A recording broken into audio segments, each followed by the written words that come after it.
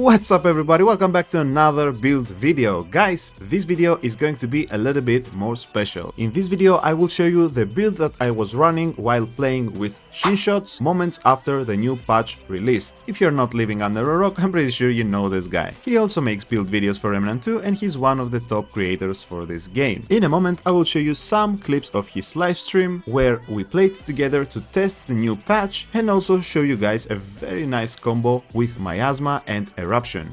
That's a lot of frogs. Oh yeah, baby! Way to go, Chaos. Clutching the end of the run. Thank you, Chaos Gaming, for hanging out, man. It was fun.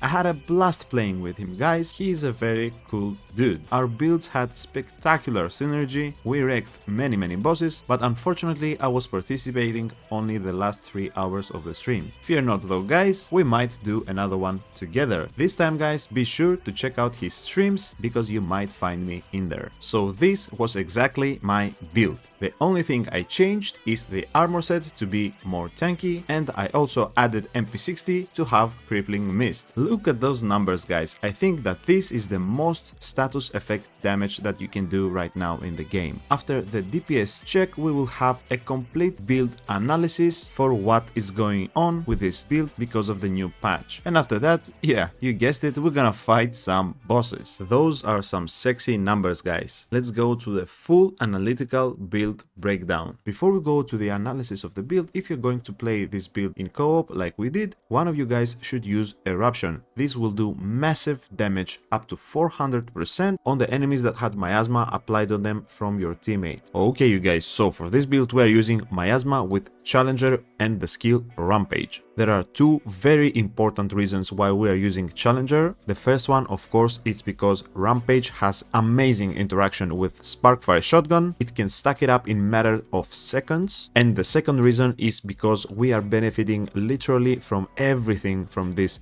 archetype. The other two options are Medic and Alchemist for a 25% increase to all damage at any range. Now for the main parts of this build, I will try to break them up so you can understand exactly why everything works so good. First, I'm gonna start with the cooldown. Our Miasma lasts for 23 seconds and our cooldown is 20, so we can constantly reapply it without losing the stacks on the enemy. How we achieve that? 20% from expertise, 15% from burden of the rebel, 10% from xenoplasm and 10% from our relic fragments. This will also lower the cooldown of Rampage, which is amazing. Now since we are applying Miasma all the time and enemies always have at least 4 status effects on them, we are using a honey crystal ring to get that 20% increased damage boost to all damage. We also use a red ring of death to duplicate our statuses on the enemies. In the fight you saw that we had many status stacks on the enemy, and that's because of red ring of death. I will leave Band of the Fanatic last and I will explain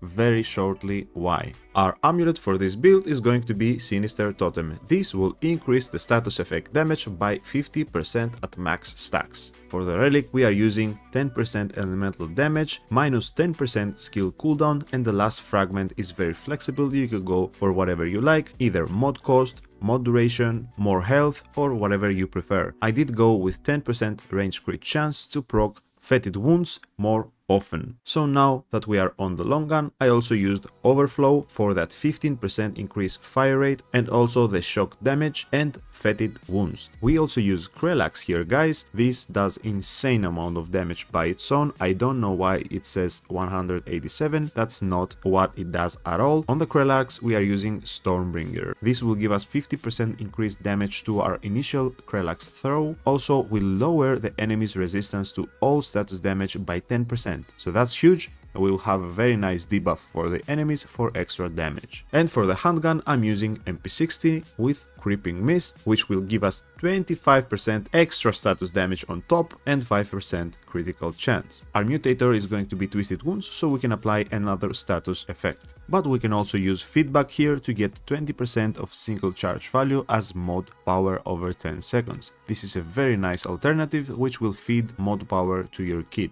And now guys, we're gonna talk about Band of the Fanatic. I don't know why the devs have such a hard time to balance this ring. I'm pretty sure it's super hard. They might fix the damage that it does, but somehow the second perk of the ring does the exact opposite from what it says. Now our Miasma lasts for 20 seconds, and if we equip Band of the Fanatic, we should have less duration than 20 seconds, but it does the exact opposite. It will add 3.5 seconds. And these guys apply to Overflow, Fetid Wounds, the normal shots from the Sparkfire, the Krelax, Twisted Wounds, and any form or status effect that we do. Also guys, the description here says that Miasma will do a 4k damage in total. You will see right here that it's not going to be 4k damage, it's going to be much higher, and I don't really understand why, but this is how it works.